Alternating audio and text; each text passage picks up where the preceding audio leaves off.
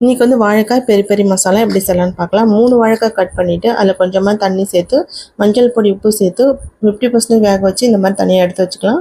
ஒரு கடாயை வச்சுட்டு அதில் கொஞ்சமாக நல்லெண்ணெய் சேர்த்து எண்ணெய் காஞ்சதும் கடுகு சேர்த்துக்கலாம். 1/4 டீஸ்பூன் அளவுக்கு இஞ்சி பூண்டு பேஸ்ட்டு, 1/2 ஸ்பூன் அளவுக்கு வந்து காஷ்மீரி மிளகாய் தூள் சேர்த்துட்டு 1/4 டம்ளர் தண்ணி சேர்த்து நல்லா ராஸ்மல் போகிற அளவுக்கு வதக்கிக்கலாம். இப்போ இந்த மசாலாவுக்கு தேவையான 1/4 டீஸ்பூன் அளவுக்கு உப்பு சேர்த்துட்டு இப்போ வந்து பெரிய பெரிய மசாலா வந்து 2 ஸ்பூன் அளவுக்கு சேர்த்துக்கலாம். இந்த மாதிரி மசாலா வந்து கடைகளில் கிடைக்குது. இப்போ இதையும் நல்லா எண்ணெயிலே வதக்கிக்கலாம். இப்போ நம்ம எடுத்து வச்சுருக்க வாழைக்காயும் இந்த மசாலாவோட சேர்த்து ஒரு 5 நிமிஷம் போல் நல்லா வதக்கிக்கோங்க. நல்லா வதங்கினதும் இப்போ இதில் 2 ஸ்பூன் அளவுக்கு அரிசி மாவு சேர்த்து அதையும் நல்லா மிக்ஸ் பண்ணிக்கலாம். இது இந்த மாதிரி அரிசி மாவு சேர்க்கறதுனால இன்னும் வாழைக்காய் வந்து மொறுமொறுப்பாக இருக்கும். அதனால தான் இப்போ லாஸ்ட்டாக வந்து கொஞ்சமாக வந்து பெருங்காயப்பொடி சேர்த்துட்டு நல்லா கிண்டி விட்டுருங்க. இப்போது வந்து கொஞ்சமாக வந்து கருவேப்பிலையும் சேர்த்துட்டு நல்லா மிக்ஸ் பண்ணி எடுத்திங்கன்னா சூப்பரான பெரிய பெரிய வாழைக்காய் வறுவல் வந்து ரெடி. இது வந்து எல்லா சாதத்துக்கும் சூப்பராக இருக்கும். கண்டிப்பாக